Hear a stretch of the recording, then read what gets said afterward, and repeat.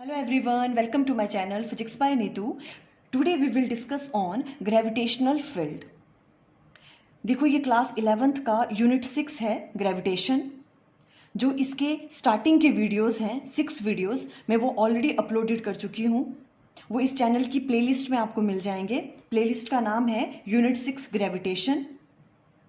उसमें मैंने 6 टॉपिक जो स्टार्टिंग के हैं वो ऑलरेडी उसमें वीडियो डाले हुए हैं। कौन कौन से हैं वो video? Newton law of gravitation इसमें मिल जाएगा आपको, vector form of Newton law of gravitation, gravity क्या है, एक्सेलरेशन ड्यू टू ग्रेविटी क्या है, और जो एक्सेलरेशन ड्यू टू ग्रेविटी है वो किस तरह से वेरी करती है एल्टीट्यूड के साथ एंड डेप्थ के साथ। ये सारी वीडियोस आपको वहाँ पे मिल जाएंगे उसके। वैसे मैं प्लेलिस्ट का लिंक कमेंट सेक्शन में और डिस्क्रिप्शन में भी दे दूंगी। अब उसके नेक्स्ट वाला हम स्टार्ट कर रहे हैं ग्रेविटेशनल फील्ड।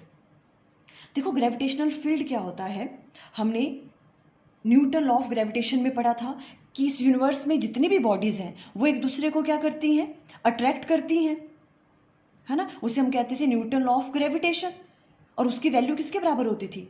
ग्रेविटेशनल कांस्टेंट जी, और उन दोनों बॉडीज के मास को मल्टीप्लाई करते थे m1 m2 and divided by square of distance between them. उन बॉडीज के बीच का जो डिस्टेंस होता था। क्लियर? अब देखो मान लो आपके पास कोई बॉडी है यहाँ पे जिसका मास m है, ठीक है। अब ये वाली बॉडी अगर यहाँ पे इसके पास कोई एक और बॉडी आएगी जिसका मास मान लो स्मॉल m है, ठीक है, तो वो क्या करेगी? फोर्स एक्सपीरियंस करेगी, फोर्स ऑफ अट्रैक्शन, है ना। बिकॉज ये वाली जो बॉडी है ये क्या लगाएगी उस बॉडी पे? ग्रेविटेशनल पुल, है ना। क्योंकि सारी बॉडीज एक दूसरे को क्या कर रही हैं? अट्रैक्ट कर रही हैं, ठीक है। तो जैसे वो बॉडी यहां पर आएगी तो वो क्या करेगी? ये वाली जो बॉडी है ये क्या करेगी? उसको अपनी तरफ अट्रैक्ट करेगी, उस पर ग्रेविटेशनल पुल लगाएगी। इट मींस कि इस वाली बॉडी के अराउंड क्या है? कोई फील्ड है।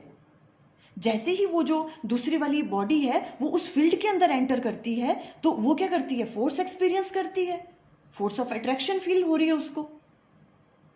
उस फील्ड को जो इस बॉडी के अराउंड है उसे हम कहते हैं ग्रेविटेशनल फील्ड।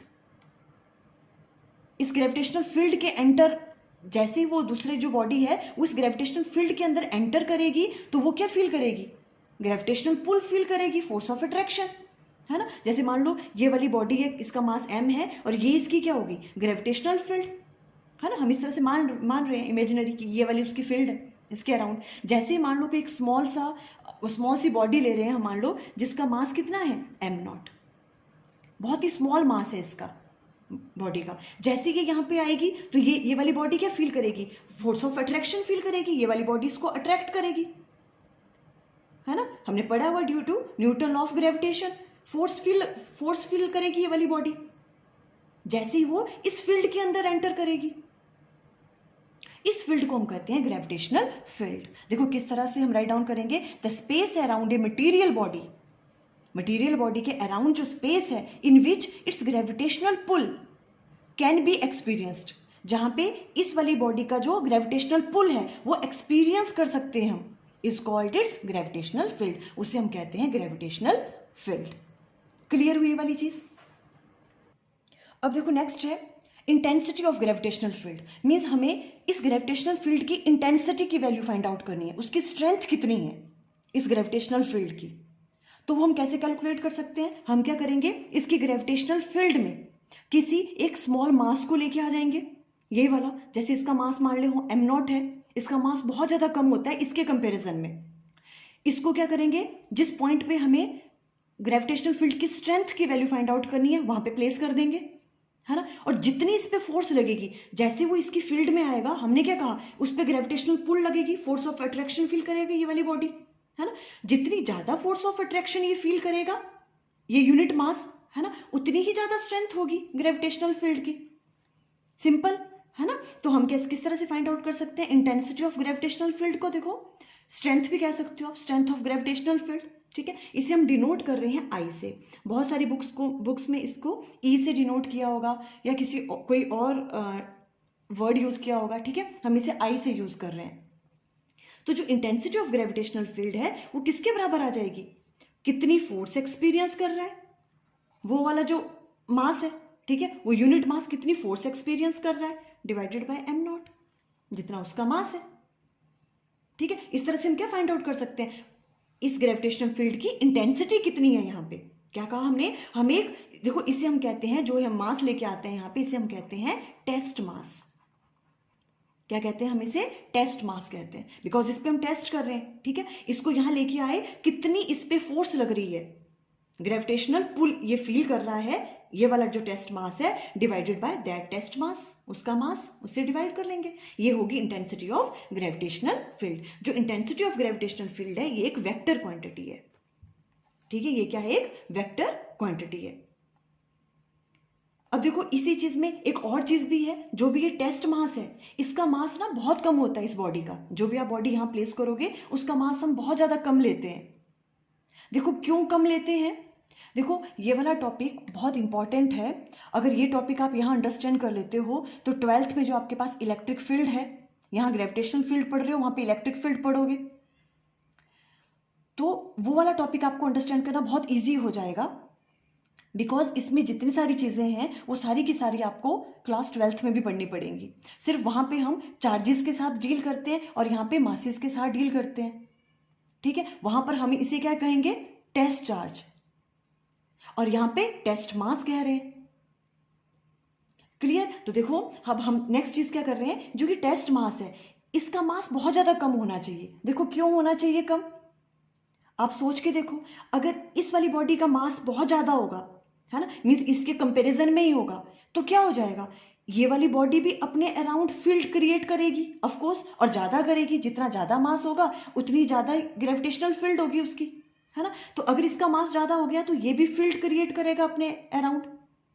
फिर हमें प्रॉब्लम आ जाएगी, क्यों, क्योंकि जो इसकी ओरिजिनल वाली फील्ड है, हमने तो इसकी वजह से कितनी इंटेंसिटी है ग्रेविटेशनल फील्ड की, वो वाली वैल्यू कैलकुलेट करनी थी यहाँ पे।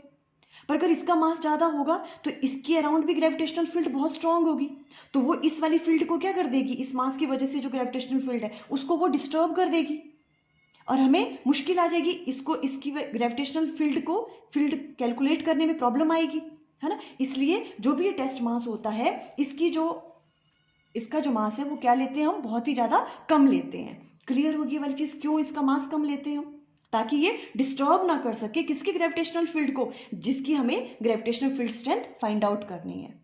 ठीक है, तो देखो हम किस तरह से डिफाइन करेंगे intensity of gravitational field. It is defined as the force experienced by body, कितनी बॉडी, वो जो बॉडी है फोर्स एक्सपीरियंस कर रही है, ऑफ यूनिट मास, जिसका मास बहुत कम है, प्लेस्ड एट दैट पॉइंट, जिस पॉइंट पे आपको ग्रेविटेशनल फील्ड स्ट्रेंथ की वैल्यू कैलकुलेट करनी है। प्रोवाइडेड, देखो ये वाली लाइन यहाँ पे राइट डाउन की है, provided the presence of unit mass, जो ये यूनिट मास है इसकी जो प्रेजेंस है does not disturb the original gravitational field, वो क्या करे, ओरिजिनल ग्रेविटेशनल फील्ड को डिस्टर्ब ना करे, ऐसा होना चाहिए इसका मास, बहुत ही कम होना चाहिए। क्लियर हुई ये वाली चीज, ओके। अब देखो यहाँ पे इंटेंसिटी के अगर हम बात करें तो इंटेंसिटी के यूनिट क्या होंगे, फोर्स के होंगे न्यूटन, और न्यूटन अपॉन केजी, मास के केजी हो जाएंगे। क्लियर है वाली चीज। देखो यहां से एक चीज हम और देख सकते हैं, अब ये जो यहाँ पे मास है इस पे फोर्स जब लग रही है तो हम यहाँ पे राइट डाउन कर सकते हैं क्या इस तरह से, F equal to mass into acceleration m naught into a, ये वाली फोर्स फील कर रहा है, लिख सकते हैं इसको हम यहाँ पे। अगर यहाँ से हम देखें तो a की वैल्यू किसके बराबर आती है, एक्सेलेरेशन की, F equal to m naught. देखो F equal divided by m naught, यहाँ भी F divided by m naught, तो ये दोनों चीजें कैसी हैं, सेम है ना। तो हम कह सकते हैं इंटेंसिटी किसके बराबर होती है, देखो इंटेंसिटी किसके बराबर आ गई, एक्सेलरेशन के बराबर। मींस अगर किसी पॉइंट पे आपको इंटेंसिटी ऑफ ग्रेविटेशनल फील्ड की वैल्यू कैलकुलेट करनी है तो वो किसके बराबर आ रही है, वो जो भी आपके पास मास है वो कितनी एक्सेलरेशन फील कर रहा है वहां पे उस पॉइंट पे, है ना, देखो उसके बराबर। तो हम ये भी राइट डाउन कर सकते हैं यहाँ पे। और अगर ये वाली चीज है तो इंटेंसिटी के यूनिट्स क्या लिख सकते हो आप, और जो एक्सेलरेशन के होते हैं, और एक्सेलरेशन के यूनिट क्या होंगे, मीटर पर सेकंड स्क्वायर, एक्सेलरेशन के क्या होते हैं, मीटर पर सेकंड स्क्वायर, तो इंटेंसिटी के यूनिट्स भी क्या आ जाएंगे, मीटर पर सेकंड स्क्वायर, ये भी आप राइट डाउन कर सकते हो यहाँ पे। ठीक है, तो इंटेंसिटी किसके बराबर होगी, कि वो जो टेस्ट मास है वो कितनी एक्सेलरेशन फील कर रहा है, वो किसके बराबर होगा, इंटेंसिटी ऑफ ग्रेविटेशनल फील्ड के बराबर, इस तरह से, है ना। तो देखो अब हम क्या इंटेंसिटी की वैल्यू कैलकुलेट कर लेते हैं, कि हम कैलकुलेट कैसे करेंगे, इंटेंसिटी ऑफ ग्रेविटेशनल फील्ड की वैल्यू। ठीक है, मान लो ये आपके पास कोई बॉडी है जिसका मास कितना है, कैपिटल M। ठीक है, अब इसके अराउंड क्या होगी, ग्रेविटेशनल फील्ड है। ठीक है, हमने यहाँ पे कहीं पॉइंट मास रख दिया जिसका मास कितना है m0, कोई बॉडी यहाँ प्लेस की हमने, और इनके बीच का डिस्टेंस देखो, सेंटर से लेते हैं हम डिस्टेंस। ठीक है, तो ये वाला डिस्टेंस कितना हो गया आपके पास, मान लो ये x है। ठीक है, तो अब हमें फाइंड आउट करना है कि यहाँ पे ग्रेविटेशनल फील्ड स्ट्रेंथ की वैल्यू कितनी है, I की वैल्यू कैलकुलेट करनी है हमने यहाँ पे। ठीक है, और I की वैल्यू किसके बराबर होती है, F डिवाइडेड बाय m0। कितनी है ग्रेविटेशनल फोर्स जो एक्सपीरियंस कर रहा है ये वाला, है ना। तो वो कैसे निकाल सकते हैं हम, now according to Newton of gravitation, दो बॉडी के बीच में हम न्यूटन ऑफ ग्रेविटेशन यूज करेंगे, तो उसके अकॉर्डिंग कितनी फोर्स लगती है, F इक्वल टू किसके बराबर होगा, universal gravitational constant G, capital M, इस बॉडी का मास और साथ में इस वाली बॉडी का मास मल्टीप्लाई करते हैं, और डिवाइडेड बाय क्या होता है, इन दोनों के बीच का जो डिस्टेंस है उसका स्क्वायर, x स्क्वायर। ये आ गया, कोई प्रॉब्लम, इतनी फोर्स फील कर रहा है ये इसकी वजह से, है ना, तो ये वाली चीज आएगी। अब हमें इंटेंसिटी की वैल्यू फाइंड आउट करनी है, तो इंटेंसिटी किसके बराबर होता है, F डिवाइडेड बाय m0, और ये किसके बराबर आ जाएगा, F की वैल्यू पुट करो, G M m0 divided by, ये आपके पास x स्क्वायर है, और डिवाइड करेंगे m0 से तो m0 भी इधर ही आएगा, m0 से m0 कैंसल, और ये किसके बराबर आ गया, G capital M divided by x square. ये आ गया आपके पास किसकी value, intensity of gravitational field. इस तरह से आप कैलकुलेट कर लोगे। क्लियर होगी ये वाली चीज। अब देखो, मान लेते हैं कि ये जो ग्रेविटेशनल फील्ड है ये किसकी वजह से निकाल रहे हैं, अर्थ की वजह से।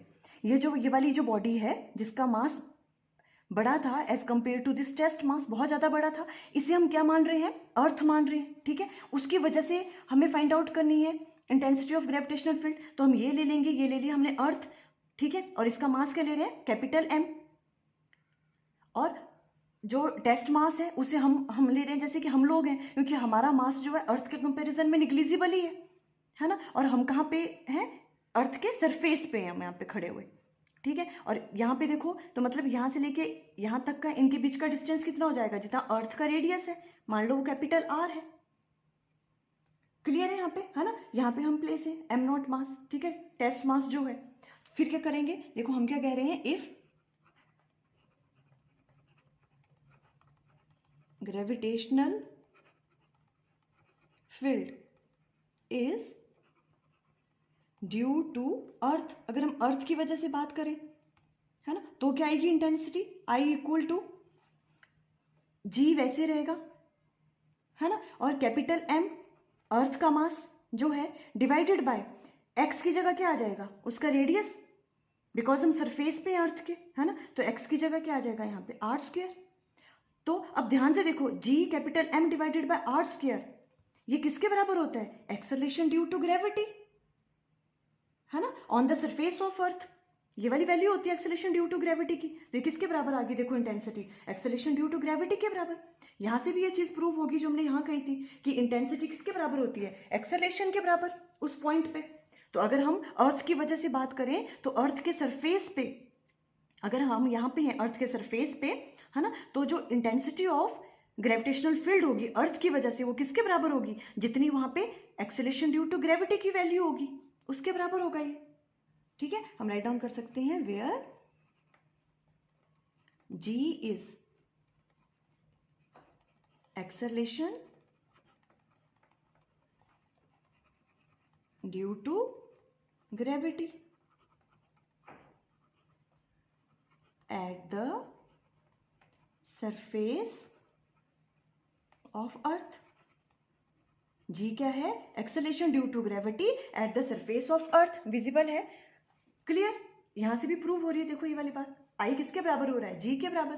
तो देखो आज हमने ग्रेविटेशनल फील्ड के बारे में अंडरस्टैंड किया और इंटेंसिटी ऑफ ग्रेविटेशनल फील्ड के बारे में अंडरस्टैंड किया, कैसे हम इंटेंसिटी की वैल्यू कैलकुलेट कर सकते हैं, कैसे कर सकते हैं, हम क्या करेंगे, किसी यूनिट टेस्ट मास को प्लेस करेंगे जहां पे आपको इंटेंसिटी की वैल्यू फाइंड आउट करनी है ग्रेविटेशनल फील्ड की, है ना, और वो किसके बराबर होती है, इसे हम I से डिनोट करते हैं, ये एक वेक्टर क्वांटिटी है, और ये किसके बराबर होती है कि वो टेस्ट मास कितनी फोर्स एक्सपीरियंस कर रहा है, unit mass F divided bye m0।